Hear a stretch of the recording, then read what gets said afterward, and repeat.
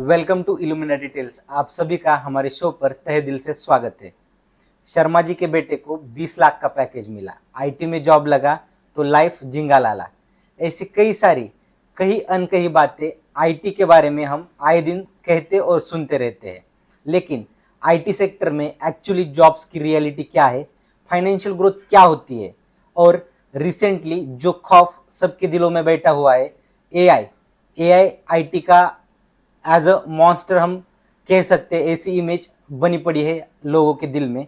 तो actually AI job के लिए खतरा बन रहा है या नहीं, इन सभी चीज़ों के बारे में हम जानने की कोशिश करेंगे।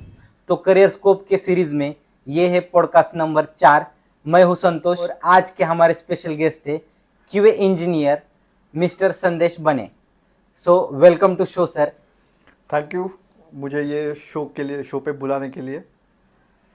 सो सर, आपसे सबसे पहला मेरा क्वेश्चन ये है कि आपका एजुकेशनल बैकग्राउंड क्या है? मैंने मेरा बैचलर ऑफ कंप्यूटर साइंस किया है पहले। ओके। एंड उसके बाद मैंने मास्टर इन कंप्यूटर एप्लीकेशंस किया हुआ है। ओके। उसके बाद मैं as a quality analyst engineer काम कर रहा हूँ। Okay. पिछले 10 या 12 साल हो गए मैं इंडस्ट्री में काम कर रहा हूँ। सो आपने आपके करियर की जर्नी एक्चुअली कब और कैसे शुरू की, मतलब डिग्री कंप्लीट करने के बाद? जब मैंने बीएससी कंप्लीट किया था, मतलब बैचलर्स डिग्री कंप्लीट करने के बाद मैंने मेरा करियर स्टार्ट किया था। ओके। और जॉब के साथ साथ मैं मास्टर्स भी कर रहा था। ओके। बट देन ऐसा हुआ कि मास्टर्स के लिए टाइम नहीं मिल पा रहा था। ओके। जो भी एजुकेशनल हमारे यहाँ पे जो प्रैक्टिकल्स होते थे या जो लेक्चर्स अटेंड करने पड़ते थे, तो उसके लिए टाइम नहीं मिल पाता था विद द जॉब। क्योंकि मेरा पहला जॉब था जो शिफ्ट में काम करना पड़ता था। ओके। तो वो थोड़ा सा प्रॉब्लम होता था। इसलिए फिर मैंने जॉब क्विट किया। ओके। 2-3 साल का मास्टर्स कंप्लीट किया। Okay. एंड देन अगेन मैंने इंडस्ट्री में काम करना स्टार्ट कर दिया। ओके। आपकी पहली जॉब कैसे लगी और कैसे एंट्री मिली आपको? ओके, सो सबसे पहली जो बैचलर्स डिग्री के बाद जो जॉब मिली थी वो रेफरेंस थ्रू ही थी। मेरा एक दोस्त का जिस कंपनी में काम कर रहा था, एमडॉक्स नाम की कंपनी है पुणे में, तो उसमें लगी थी। And second is also with the reference. ये करंट कंपनी जो है मेरी, वहां पे भी मेरा एक दोस्त है जिसने मुझे रेफर किया था। उसके बाद फिर written test, 3 round of interviews and then उस फाइनल सिलेक्शन हुआ था। मतलब अगर रेफरेंस मिलता है तो भी सिर्फ वो इंटरव्यू अरेंज करने तक रहेगा? जस्ट इंटरव्यू कॉल के लिए रेफरेंस रहता है। बाकी प्रोसेस नॉर्मल जो कंपनी की स्टैंडर्ड प्रोसेस होती है वो फॉलो होती ही है। ओके। मतलब आपको जो भी रिटर्न एग्जाम देना है वो देना पड़ेगा, उसके बाद इंटरव्यू की प्रोसेस रहेगी, उसके थ्रू आपको जाना पड़ेगा। Okay. The reference is only for getting interview call. Okay. So बहुत सारे लोगों के दिमाग में ये होता है रेफरेंस की वजह से जॉब मिलता है, रेफरेंस की वजह से जॉब नहीं मिलता, रेफरेंस की वजह से सिर्फ इंटरव्यू का कॉल मिलता है। ओके, कॉल मिलता है, लेकिन अगर आपका स्किल होगा तभी आपको जॉब मिल सकता है। Correct, absolutely correct. सो आपका एंट्री लेवल पैकेज क्या था उस समय तक, जब आपने पहला जब मैंने अभी मैं रिसेंट कंपनी की बात करता हूँ, क्योंकि अभी पिछली कंपनी का तो बहुत दिन हो गए, क्योंकि आई जॉइन एट 2010 वो कंपनी मैंने ज्वाइन की थी। तो लगभग 13-14 साल हो गए। सो ये कंपनी, अभी जिस कंपनी में काम कर रहा हूँ, वो मैंने 2014 को ज्वाइन किया। तो उस वक्त मेरा स्टार्टिंग पैकेज 4 लाख का था। बट अगर आप आज की डेट में कंपेयर करोगे एज अ फ्रेशर, तो आज की डेट में जो जनरेशन आ रही है फॉर क्वालिटी एश्योरेंस इंजीनियर, उनको ऑलमोस्ट 11-11.5 लाख का पैकेज मिल रहा है। ये बहुत डिसेंट अमाउंट है। हाँ, but this is depending upon company to company. अगर आप टीसीएस या इन्फोसिस ऐसी कंपनी में जाओगे तो ये अमाउंट अभी भी 3.5-4 लाख ही है फॉर फ्रेशर। मतलब ये डिफरेंस क्यों है? इन आईटी इंडस्ट्री में 2 टाइप के कंपनीज है, एक सर्विस बेस्ड है, एक प्रोडक्ट बेस्ड है। सो टीसीएस, इन्फोसिस, विप्रो और कोई है, और ये अपना महिंद्रा वाला टेक महिंद्रा, ये ऐसे कंपनी जो है इनका मॉडल मोस्टली सर्विस पे डिपेंडेंट है, सर्विस बेस्ड कंपनीज है। तो वो पैकेजेस कम देती है। और जो प्रोडक्ट बेस्ड कंपनीज है वो तुम्हें अच्छा पैकेज देते हैं। So, मेरी करंट कंपनी जो है वो है product based. So my current company offers good packages to freshers also. मतलब अगर प्रोडक्ट बेस्ड कंपनी है आईटी में, Yes. तो कंपैरेटिवली सर्विस बेस्ड कंपनीज के कंपैरेटिवली कंपैरेटिवली पैकेज अच्छा मिलेगा। अच्छा मिलेगा। तो जैसे कि आपने बताया कि आप as a QA engineer, quality assurance engineer job कर रहे हो आप, ये एक्चुअली क्या होता है, मतलब quality assurance okay, quality assurance मतलब ऐसा है कि जो भी कोई सॉफ्टवेयर मार्केट में आता है, ओके उसका क्वालिटी चेक करना पड़ता है। ओके मतलब कोई भी कंपनी ये नहीं बोले कि मेरा सॉफ्टवेयर 100% बग फ्री है या डिफेक्ट फ्री है, वो Okay. सही से ही चलेगा। बट उसका लेट्स से कंपनी ऐसा क्लेम करती है कि 90% 95% बग फ्री चलेगा सॉफ्टवेयर। तो वो क्या बोल सकते हैं उसको कि ये टेस्ट करने के लिए, ये सब चीजें सही से चल रही है वो सॉफ्टवेयर में, ये टेस्ट करने के लिए क्वालिटी एश्योरेंस इंजीनियर्स लगते हैं। ओके तो बेसिकली हम लोगों का जॉब ये रहता है कि जो भी प्रोडक्ट है या जो भी सॉफ्टवेयर है कंपनी का, उसका हर तरीके से टेस्ट करना है उसको। हर लाइक मैं एग्जांपल दूंगा कि अभी आप जीमेल यूज करते हो बहुत टाइम हाँ, हाँ. तो जीमेल का जो स्क्रीन आता है आपको, जहाँ पे आप आपका ईमेल डालते हो, पासवर्ड डालते हो, उसके नीचे बहुत सारे बटन दिखते हैं आपको। रीसेट का बटन होता है, फॉरगेट पासवर्ड का बटन होता है। ये सब सही से चल रहा है या नहीं चल रहा है, ये टेस्ट करने का काम क्वालिटी एश्योरेंस इंजीनियर करता है। तो मुझे जहां तक पता है, मतलब एक्चुअली अगर कुछ सॉफ्टवेयर डिजाइन कर रहे हैं तो बैक एंड रहता है, फ्रंट एंड रहता है। यस, तो मतलब ये एक्चुअली आईटी में वर्क स्ट्रक्चर कैसे डिफाइन होता है, बैक एंड का काम कौन करेगा, फ्रंट एंड का कौन करेगा, और उसके बाद जैसे कि आपने बताया क्वालिटी एश्योरेंस वो कैसे चलता है। तो आईटी इंडस्ट्री में बहुत सारे डिपार्टमेंट्स होते हैं। ओके सो जैसे आप बोलो कि बैक एंड है, फ्रंट एंड है, उसमें भी छोटी छोटी चीजें हैं। जैसे कि बैक एंड में सिर्फ डेटा, मतलब अभी बहुत सारे लोग डेटा जानते हैं, बहुत सारे लोग बोलते हैं कि हाँ डेटा है, तो वो स्टोर भी होता है, तो उसके लिए डेटाबेसेस है।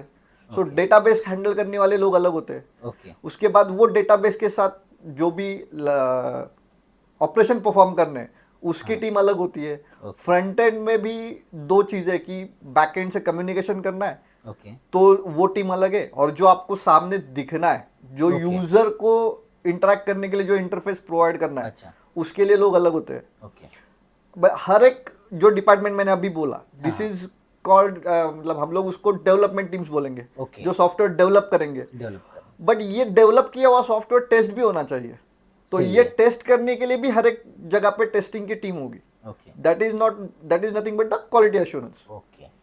सो ये तो मैंने बोल दिया आपको सिर्फ डेवलपमेंट और टेस्टिंग के बारे में। But there are some more teams, जैसे कि है जो सॉफ्टवेयर बन रहा है उसका टेक्निकल डॉक्यूमेंट भी बनाना पड़ता है कि यूजर को जो देना है मेरे को, तो यूजर को पढ़ के समझ में आ जाना चाहिए कि क्या करना है वहां पे, वो स्क्रीन पे क्या करना है। तो उसके टेक्निकल राइटिंग की अलग टीम होती है। और जो कुछ कभी कभी छोटे छोटे वीडियोस आते हैं कि सॉफ्टवेयर कैसा वर्क होगा, तो उसकी अलग टीम होती है। सो मतलब जो विजुअल प्रेजेंटेशंस रहेंगे कि सॉफ्टवेयर कैसे यूज करना है, तो उसके अलग टीम होते हैं। ऐसे अलग अलग डिपार्टमेंट्स होते हैं और उनके अलग अलग छोटे छोटे रोल्स होते हैं टीम आईटी इंडस्ट्री में भी। सो जैसे कि आपने बताया कि आपने किस डिग्री के थ्रू इस फील्ड में एंटर किया, उस एजुकेशनल बैकग्राउंड के अलावा इस फील्ड में अगर किसी को एंटर करना है तो अल्टरनेटिव एजुकेशनल बैकग्राउंड कौन से हैं? अपने यहाँ पे इंजीनियरिंग है, जो बी.टेक, एम.टेक ये लोग आ सकते हैं। अभी ऐसा हो चुका है कि आईटी इंडस्ट्री में अगर आपको कंप्यूटर का कीड़ा है, मैं बोलूंगा, तो एनीवन कैन ज्वाइन। बहुत सारे ऑनलाइन कोर्सेज अवेलेबल है।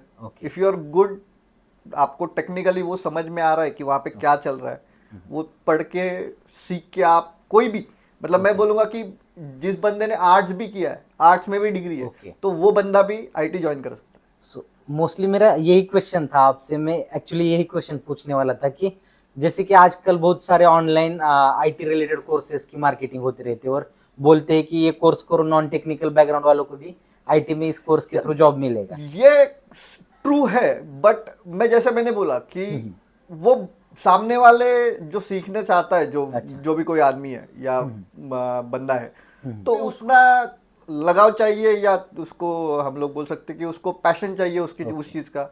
अगर पैशन नहीं है तो मतलब पॉसिबल नहीं है। फिर आप बी कर लो और अगर आपका पैशन किसी और जगह पे है तो ये भी सही है, आप काम नहीं कर पाओगे। मतलब ये बात सच है कि अगर नॉन टेक्निकल बैकग्राउंड से भी कोई है और वो कोई क्रैश कोर्स कर लेता है, कोई क्रैश कोर्स के थ्रू एंटर करना चाहता है तो पॉसिबल है, पॉसिबल है, जॉब्स मिल सकते हैं। जॉब्स मिल सकते जैसे कि अभी मैं लाइफ साइंस बैकग्राउंड से हूँ, तो अगर लाइफ साइंस या बायोटेक बैकग्राउंड से कोई आईटी में एंटर करना चाहता है तो मतलब कौन सी पॉसिबिलिटीज है, कौन से कोर्सेस है?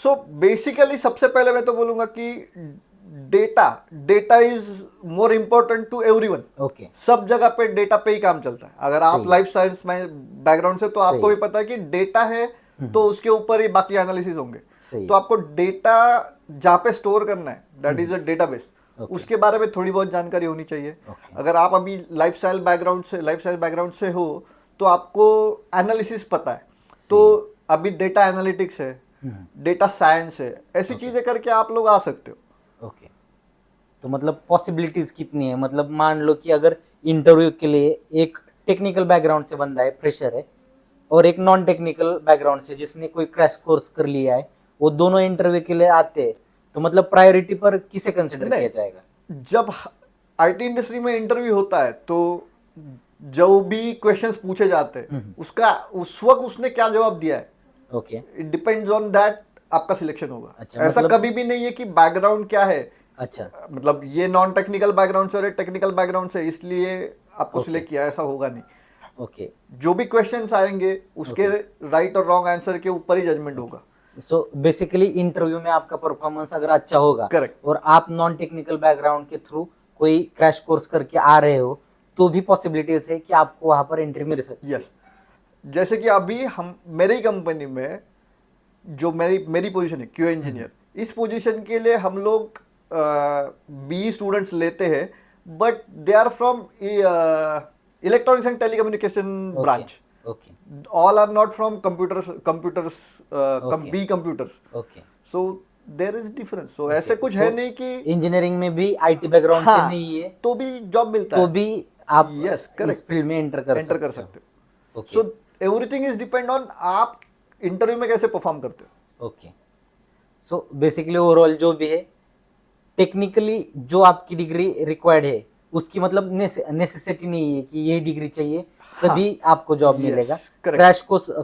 क्रैश कोर्सेज जो अवेलेबल है, जैसे कि कोई डाटा एनालिसिस का कोर्स कर सकता है, Yes. डाटा साइंस के भी कोर्सेज अवेलेबल है, Yes. कोडिंग के रिलेटेड भी कोई कोर्सेज बहुत सारे अवेलेबल है, तो ये सब करके भी आईटी में एंट्री मिल सकती यस है। मिल सकती है, बट फिर आपको मतलब ये भी मेक श्योर करना पड़ेगा कि आप कंप्लीट टेक्निकल बैकग्राउंड वाले से करने वाले हो, तो आपका स्किल भी उतना ये लगेगा, टक्कर का होना टक्कर चाहिए। का होना चाहिए। सही है। ओके, मतलब ऐसे नहीं है कि सिर्फ कोर्स कर दिया है अच्छा। और अभी मेरे को जॉब चाहिए, ऐसा होगा नहीं। मतलब सिर्फ कोर्स करने के बाद आपको जॉब मिलेगी इस चीज की एश्योरिटी नहीं, अगर आपके पास वो स्किल्स आ जाते हैं, यस करेक्ट, अगर आप इंटरव्यू डिफेंड कर पाते हो तभी Right. आपको एंट्री मिल Right. सकती है। तो इसके बाद मैं ये जानना चाहूंगा कि बहुत सारे लोग बोलते हैं आईटी में अभी सैचुरेशन आ गया है कि ये कोर्स कर लो, वो कोर्स कर लो, फिर भी जॉब नहीं मिलेगी, और जो ऑलरेडी फील्ड में है टेक्निकल बैकग्राउंड से उन्हीं को नहीं मिल रहे, तो अलग बैकग्राउंड से जो कोर्सेज करके आएंगे उनको कैसे मिलेगा? जैसे मैंने अभी बोला हाँ, कि आप अगर एक स्किल में मास्टर बन जाते हो ओके, तो ऐसा होगा ही नहीं आपको जॉब नहीं मिलेगा। ओके, बट आप ऐसे करोगे कि 4 स्किल सीख रहे हो और उसमें से एक भी में मास्टर नहीं हो तो ओके। एक्चुअली ये होता है, बहुत सारे लोगों के साथ होता है जो लोग क्या करते हैं, आज मेरे को किसी ने बोल दिया डेटा साइंस करना है, मैं डेटा साइंस का कोर्स कर लेता हूँ, सही है, आता कुछ नहीं है उसमें से, कोर्स कंप्लीट हो गया है, कुछ नहीं आ रहा, जाके किसी ने और ने बोल दिया नहीं ये लैंग्वेज सीख लो, तो आप कोडिंग लैंग्वेज सीख ली तो आपको जॉब मिल जाएगा। बट ऐसे नहीं, आप you are not master in that. जब तक आप मास्टर नहीं बनोगे, आपको मतलब आप टेक्निकल फील्ड से भी होगे तो भी आपको जॉब नहीं मिलेगी। सही है, मतलब उस फील्ड में एक ही डोमेन सिलेक्ट करो, उसमें आपके पास एक्सपर्टी होनी चाहिए।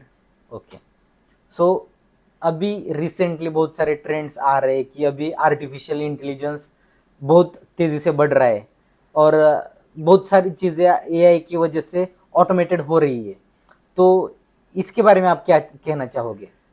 हाँ, ये तो है कि एआई बहुत सारा काम बहुत इजीली और बहुत इफिशिएंटली करके दे रहा है, बट उसको हैंडल करने के लिए भी आपको ह्यूमन रिसोर्सेस लगेंगे। सही है।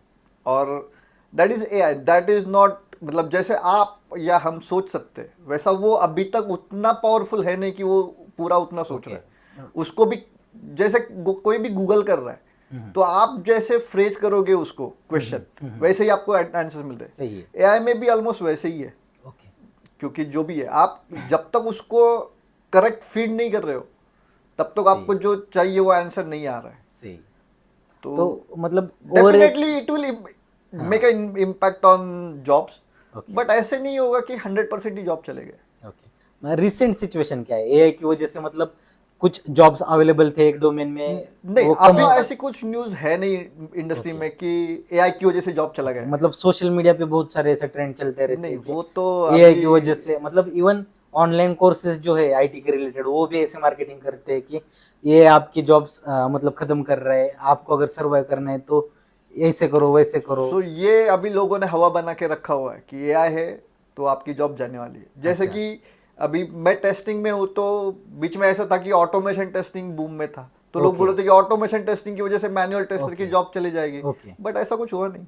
अच्छा, मतलब सिर्फ डर का माहौल बना डर रहा का है। माहौल बना रहे, जो भी है। अभी आप अगर ऑनलाइन क्लासेस या कोई ऐसा बोल रहा है कि ये सीखो नहीं तो आपको जॉब नहीं मिलेगी, तो वो उसका मार्केटिंग कर रहा है। मार्केटिंग कर रहे हैं, सही है। मतलब ये एक्चुअल में सच नहीं है कि एआई की वजह से 100% जॉब्स नहीं रहेंगे, ऐसा तो होगा ही नहीं, हो गई नहीं। AI that is a man made thing, सही है। ऐसे कुछ नहीं है कि वो हमने नहीं बनाया। ओके। तो 100% तो जॉब नहीं जाएगी, it will make an impact, but 100% नहीं जाएगी। सो सर, मेरा नेक्स्ट क्वेश्चन आपसे ये है कि आईटी सेक्टर में फाइनेंशियल ग्रोथ कैसे होती है? Okay, so compare to other industries growth rate is good. Okay. क्योंकि अभी अगर पूरी दुनिया में देखा जाए तो India is becoming one of the largest IT sector वाला कंट्री, तो financial growth is good. Then मतलब कंपैरिजन करेंगे हम लोग या मैकेनिकल या किसी अदर इंडस्ट्री से, तो उससे तो अच्छा ही होता है। बट अगेन यहाँ पे ऐसा ही है कि आप कौन सी टाइप की कंपनी में काम कर रहे हो, it is a service based और अ प्रोडक्ट बेस्ड, तो उसमें थोड़ा सा डिफरेंस है। तो सर्विस बेस्ड हमेशा थोड़ा सा कम देगी। ओके, जैसे कि हमने डिस्कस किया कि अगर प्रोडक्ट बेस्ड है तो ज्यादा रहेगा कंपैरेटिवली। यस। ओके, तो मुझे और एक क्वेश्चन पूछना था, आपकी डिग्री क्या है, कौन सी डिग्री है? उस पे हमारे फील्ड में लाइफ साइंस या बायोटेक फील्ड में डिपेंड करते हैं कि अगर आप एमएससी बायोटेक हो तो आपके लिए पे स्केल अलग रहेगा एज अ फ्रेशर। आप एमटेक बायोटेक हो तो आपके लिए पे स्केल अलग रहेगा।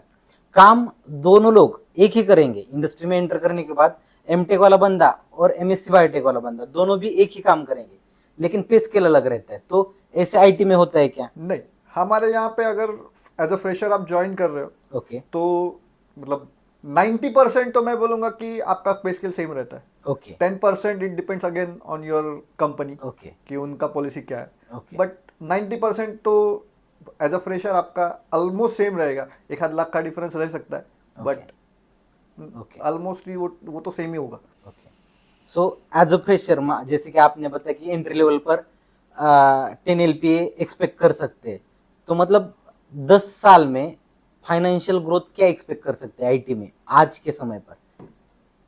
फाइनेंशियल ग्रोथ, सो अगर आप अच्छी कंपनी में काम कर रहे हो, जैसे कि मैं एक एग्जाम मतलब बोलूंगा कि अगर प्रोडक्ट बेस्ड कंपनी में काम कर रहे हो जो आपको 10 लाख रुपए साल का एज अ फ्रेशर ऑफर कर रहे हैं, और हर साल मैं बोलता हूँ कि 10 या 12% का ग्रोथ भी पकड़ लिया, तो आप ऑलमोस्ट 15 से 18 लाख तक पहुंच जाओगे आराम से। आराम से। ओके। और एक कंपनी से दूसरे कंपनी में अगर स्विच करेंगे तो कितने परसेंट की हाइक मिलती है? बहुत सारे लोग कहते हैं कि स्विच करते ही डबल पैकेज हो जाएगा आईटी में। नहीं, डबल तो कोई देगा नहीं।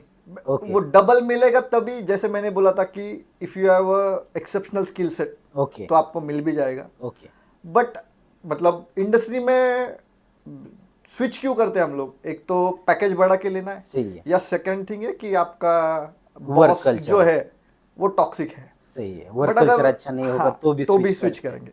बट अगर ये दोनों मिल गए आपको अच्छा, सही है, तो आपको स्विच करने की भी जरूरत नहीं पड़ती, you can grow in same company. मतलब स्विच करते रहने की भी जरूरत नहीं अगर एक्सेप्शनल केसेस में आपको बॉस भी अच्छा मिल रहा है, वर्क कल्चर भी अच्छा है और फाइनेंशियल ग्रोथ भी अच्छी है। ओके। सो आईटी के बारे में और एक चीज कहते रहते हैं कि आईटी में पैकेजेस तो बहुत अच्छे अच्छे मिलते हैं, पैसे बहुत अच्छे मिलते हैं, लेकिन जॉब के लिए सिक्योरिटी नहीं होती। तो इस चीज के बारे में आप क्या कहेंगे? ये है थोड़ा सा, क्योंकि अभी ऐसे है कि इंडिया में बहुत सारे इंजीनियरिंग कॉलेजेस हो चुके हैं ओके और बहुत सारे लोग ऐसे हैं कि बहुत मतलब ऐसे नहीं है कि सिर्फ इंजीनियरिंग करके स्टूडेंट आ रहे हैं, जैसे अपन ने बात किया कि हाँ, अदर फील्ड से भी लोग आ रहे हैं, नॉन टेक्निकल बैकग्राउंड से रहे भी आ रहे हैं।